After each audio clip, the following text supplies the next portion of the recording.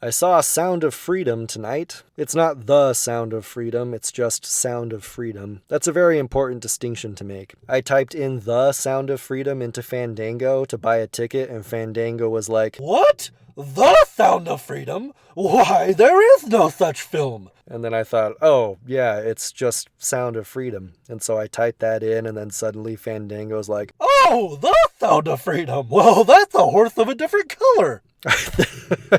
I think I'm mixing my movie references there. Anyway, Sound of Freedom stars Jim Caviezel as Tim Ballard, an agent at Homeland Security who hunts down, shall we say, individuals who traffic in child exploitation material. He ends up rescuing a young boy who was trafficked, and he makes a promise to the boy that he'll find his sister, who was also trafficked back in Honduras. So the rest of the movie involves Tim Ballard getting like-minded individuals together to go to South America and rescue victims of trafficking. I thought Sound of Freedom was okay. I think a lot of people oversold it. After watching Chris Gore's review on Film Threat, I was convinced I was going to be watching the next Schindler's List, but it's not even close to that level. The film is very disturbing in parts, especially in the first third of the film, which goes into the details of the sick underground world of trafficking and exploitation. This movie will make you feel very uncomfortable. I heard a lot of people in the theater make that frustrated sigh, like that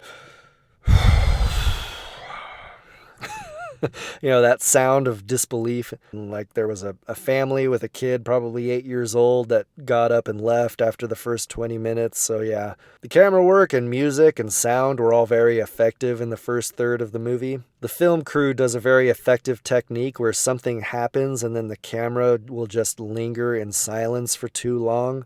Like some kids will be led into a room where they think they're going to be doing a photo shoot or something with professionals, and then the door shuts and the camera just lingers on the door in dead silence, and then it hits you that some kids just got kidnapped. The other 2/3 of the movie are a pretty standard, mostly interesting thriller where they have to get the kids back. A lot of the power behind the film has more to do with just the grave nature of the subject matter and less to do with the creativity and storytelling. I really want to like Jim Caviezel, but honestly, he has very little range. He has a very intimidating, "I'm going to kill you" stare that he does, and he's very good at portraying a manly man who has to keep a straight face, but occasionally the tears well up inside him. Other than that, he's just not very good at playing a relatable, everyday human being, which is what Tim Ballard is. It's strange because Jim Caviezel was fantastic as the Count of Monte Cristo. Anyway, Tim Ballard is a human being like you or me that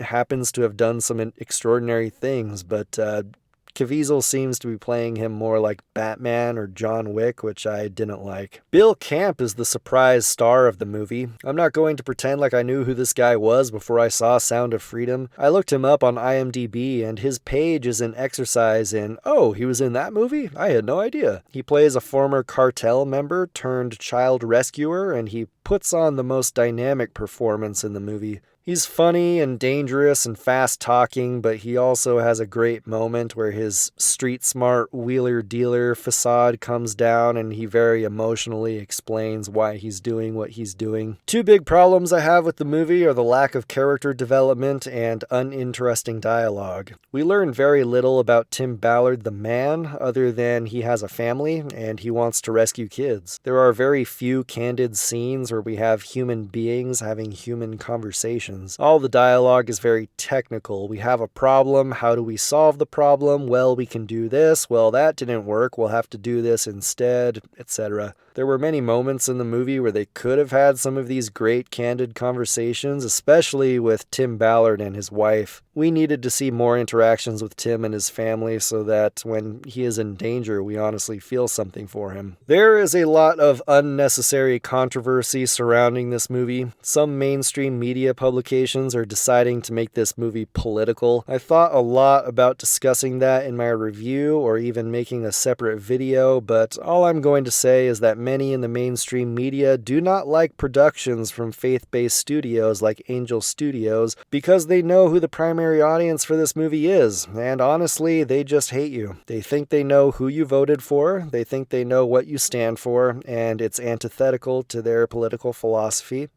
and you're the problem. That's all I'm gonna say. There is plenty to criticize about this movie without attacking the integrity of the audience. But these wormy weenies just can't help themselves. This movie has an interesting backstory, too. It was made back in 2018 by 20th Century Fox, but then Disney bought Fox and then had the rights to it, but they refused to release it until Angel Studios came along, and they're the production company behind the Chosen web series, and they ended up buying the distribution rights. I would like to learn more about the behind the scenes to see what that was all about. Anyway, that's all I've got. In summary, Sound of Freedom is a pretty run-of-the-mill thriller that is elevated emotionally by the devastating subject matter. I think it's worth a view.